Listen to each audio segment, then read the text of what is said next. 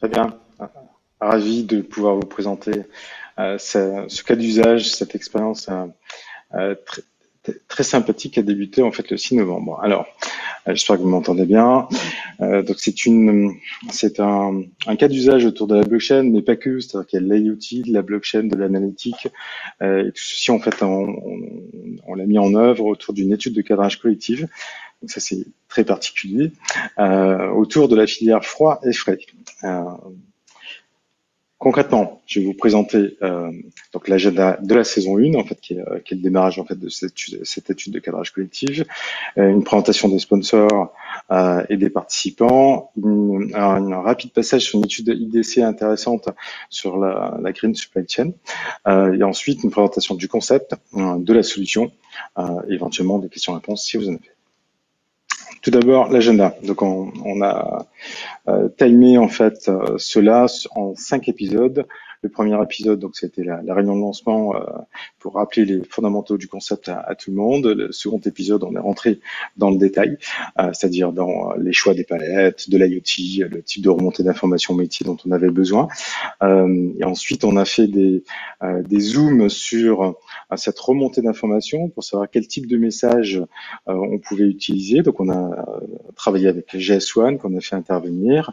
Et donc là, on a l'innovation entre les messages et leur réception dans la blockchain, parce que c'est tout à fait nouveau. C'est un premier de la sorte, un first of the kind, comme on dit chez IBM. Et donc ça remonte dans la blockchain et ensuite on utilise la blockchain pour différentes choses. Vous allez le voir juste après. L'épisode 4, en fait, là, ça a été le dernier qui s'est déroulé en fait mardi dernier, dans lequel en fait on a présenté la cartographie des ROI, le back office, etc. Et le lien avec les institutions sur le côté green pour faire en sorte qu'on puisse avoir une action de deux filières, la plasturgie et la filière logistique, qui se rencontrent pour créer un marché et pour aider à contribuer à sauver la nature au travers des green palettes. Voilà. L'IE 5, ça sera en janvier pour une restitution à l'ensemble des participants. Les participants sont, donc le sponsor, c'est Picard au départ, avec qui on a travaillé le case.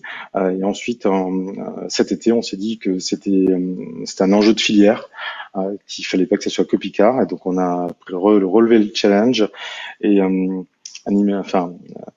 secouer un petit peu la planète. Et donc, il y a un certain nombre de participants qui sont venus nous rejoindre. Et vous êtes les bienvenus si vous êtes intéressés par cette aventure. On a également des institutions. On a le ministère de la Transition écologie. On a le ministère de l'Agriculture qui nous a rejoint mardi dernier. Donc, il n'est pas encore sur les slides. On a Aix-Marseille Université, que vous connaissez bien, donc avec le CRETLOG et le Master Supply Chain durable qui est avec nous. Il y a 4 étudiants qui sont avec nous, 3 professeurs. Donc voilà, on travaille tous ensemble. Tous les cerveaux sont les bienvenus. Un petit rappel sur notre étude IDC. Alors c'est vraiment très très rapide, mais je pense que c'est assez instructif de la situation dans laquelle on est. Donc la stratégie environnementale, en fait, aujourd'hui, elle est au début. Elle gagne en maturité. Je pense que la crise de la Covid nous a permis de mûrir et que ça va accélérer les choses. En tout cas, c'est comme ça qu'on voit nous. On veut redémarrer autrement et pas comme avant, et de plus en plus green. Donc aujourd'hui, il y a déjà 36% des entreprises qui ont pris de l'avance. Il y en a 50 en tout avec le juridique qui se lance dans ce mouvement. Mais la crise, je pense, va en accueillir d'autres. En tout cas, les participants à notre étude font partie de ces innovateurs. Les premiers pas en fait vers la supply chain verte, en fait, ils se font par le tri des déchets. Donc c'est un peu un basique et c'est très bien parce que ça permet derrière en fait d'utiliser ces déchets pour créer les fameuses green palettes. Derrière, on a des solutions technologiques qui sont utilisées aujourd'hui dans la supply chain, mais qui sont principalement en fait du cloud, du big data, des solutions d'automatisation en fait de processus comme le RPA, de la robotisation dans les entrepôts, de l'IoT. On va voir comment. Et en fait, la partie IA et blockchain, en fait, ça commence à naître, mais on en est qu'au début. Et l'étude qu'on a menée, le case qu'on va vous présenter, c'est vraiment une illustration de ce qu'on peut faire en fait dans la blockchain en termes de traçabilité. Donc, on retombe sur de l'IoT pour faire de la traçabilité. c'est une des composantes de notre solution. Et évidemment, la blockchain pour sécuriser les échanges, mais surtout pour partager en fait les différentes informations sur une chaîne qui est transverse, donc avec des chargeurs, des prestataires logistiques et des distributeurs, donc avec des systèmes complètement différents, verticaux.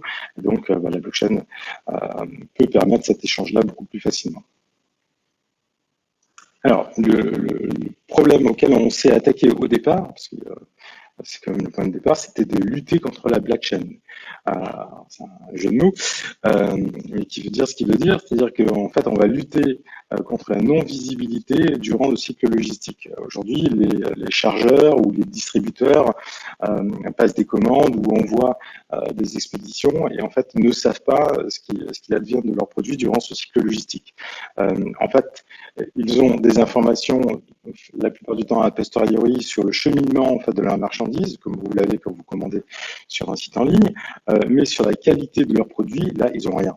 Donc, en fait, ils attendent la livraison chez le distributeur quand on a un chargeur, et là, ils s'aperçoivent que la marchandise, il y a un litige et qu'elle ne pourra pas être mise en rayon. Et donc, ça crée des ruptures, etc., etc. Donc, le but, en fait, c'était de leur proposer de reprendre le pouvoir sur leurs informations grâce à notre innovation et donc de mettre en place des smart green containers en toute autonomie. Dans le cadre de notre étude, dans cette filière-là, c'est des smart green palettes. Donc, c'est pas des conteneurs, c'est des palettes, tout simplement. Et vous allez les voir, elles vont apparaître là. Donc, les trois axes de la solution sont les suivants. Tout d'abord, en fait, un travail sur les conteneurs. Donc, dans le cadre de cette filière-là, ça a été le choix. Le choix s'est fait sur les palettes, donc la palette noire que vous voyez ici. Cette palette noire, c'est pas n'importe quelle palette, c'est une palette en plastique recyclé, recyclable et réutilisable. Donc, elle peut être produite au travers de votre poubelle jaune. Il y a 30% en fait de votre poubelle jaune qui peut contribuer à sa production, à sa naissance, et ensuite elle peut vivre ad vitam aeternam, qui a un vrai intérêt. En plus, en termes de CO2, elle est 2 fois moins lourde, elle est 10 fois plus durable. Donc, bon, voilà. Je ne peux pas m'étendre plus que ça. On a, grâce à ces éléments, ces plus qu'elle porte, on peut accéder en fait au monde du temps réel. Et donc là, on lui a adjoint un capteur. Ce capteur, il est situé au centre de la palette. Il va permettre en fait de mesurer deux types d'informations. Une information de type localisation et une information de type qualité. Donc c'est ce couple en fait qu'on va gérer durant toute la chaîne et ça va nous permettre en fait d'exposer ces informations sur la blockchain. Sur la blockchain, on va marier des informations de temps réel et des informations métiers, notamment des ADV, ce qui va nous permettre de faire fonctionner des indicateurs, de créer des alertes et de les envoyer au logisticien de manière à ce qu'il puisse intervenir par rapport à une rupture de la chaîne du froid qui pourrait se produire. Si cette rupture de la chaîne du froid se produit, ils vont pouvoir la voir en temps réel, c'est-à-dire là où elle se trouve, stopper la marchandise pour un blocage qualité, et ensuite lancer un réappro pour éviter les ruptures dans leur linéaire, ici pour les distributeurs, et donc lancer directement ça, lancer également un processus de valorisation de la marchandise qui a été bloquée à un endroit donné, et donc pour éviter en fait d'arriver à du gaspillage alimentaire. Voilà, ça c'est juste un exemple de qu'est-ce qui peut se faire en cascade dès qu'on a diagnostiqué en fait une rupture. Je ne vais pas avoir le temps de rentrer dans le détail, donc si vous avez besoin, on pourra y revenir à souhait. Mais il y a plein d'intérêts autour de tout ça. Rapidement, la chaîne, on part d'un entrepôt chargeur vers un entrepôt client, donc on a voulu être le moins invasif possible, et on ne l'est pas du tout d'ailleurs, donc sur le flux physique. Donc tout se chaîne on fait juste en fait un rapprochement entre la palette et le contenu, donc contenant-contenu. Ensuite, ce sont en fait le flux digital au travers des capteurs qui va permettre de capter les départs, les arrêts, les phénomènes de temps, les températures qu'on va relever, etc., les chocs, tout ce qu'on a mis dans le capteur. Il y a plein d'autres choses encore. Et toutes ces informations-là vont être exposées sur la blockchain. Et sur la blockchain, on va pas réinventer la poudre, on va utiliser des messages en fait existants qui viennent du monde EDI, notamment des ADV, de nouveaux messages qui viennent, qui sont en cours de création, de finalisation avec JS sur le PCIS notamment pour les événements. Et ça ouvre la porte à plein de choses pour la supply chain execution. Voilà. Ensuite, on arrive donc à l'entrepôt destinataire. Là, on va donc récupérer le statut des palettes. D'utiliser, elles vont passer à vide. On va remonter des preuves de vie quand ça fait longtemps qu'elles sont présentes avec leur statut. Évidemment, on a déchargé les palettes donc pour modifier le statut. Et ensuite, on fait la reverse logistique pour remonter les palettes et relancer un cycle logistique normal. Très rapidement, une overview en fait des différents modules que l'on a dans cette solution. Donc une solution IoT, une solution blockchain, un module analytique pour générer les alertes et un module de reverse logistique pour faire en sorte que ces palettes puissent avoir le plus de rotation possible. Il y a un diagramme d'architecture parce qu'on est IBM et donc on ne peut pas éviter d'en mettre un. Voilà, ça ferait plaisir à Serge derrière. Voilà, donc ça, il est simplifié, hein, je vous rassure. Et derrière, en fait, une explication sur les différents types de blockchain que l'on peut avoir chez IBM. Donc, on a la chance d'être plutôt bien fourni. On a plein d'exemples là-dessus. Et donc, on a au départ, en fait, IBM Blockchain Platform qui permet de créer from scratch n'importe quel type de blockchain et s'adapter à n'importe quel usage. Mais on a également des expériences comme TradeLens sur le monde maritime, donc ça c'est de l'horizontal, pour gérer tous les documents maritimes et faire gagner du temps à tout le monde, et éviter de la redondance et permettre du complément d'informations tout au long de la chaîne. Ensuite, on a IBM Food Trust, donc là c'est plutôt en vertical, pour tout le monde de la food.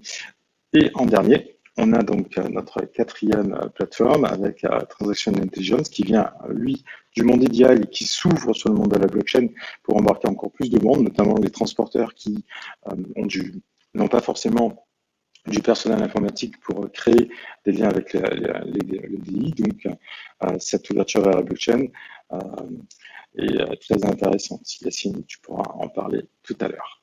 Voilà, j'ai presque terminé. Je vais vous remercier de votre écoute et vous convier, si vous le souhaitez, à rejoindre cette étude. Donc, n'hésitez pas, Vincent pourra vous transmettre nos coordonnées pour rejoindre cette aventure. Merci beaucoup.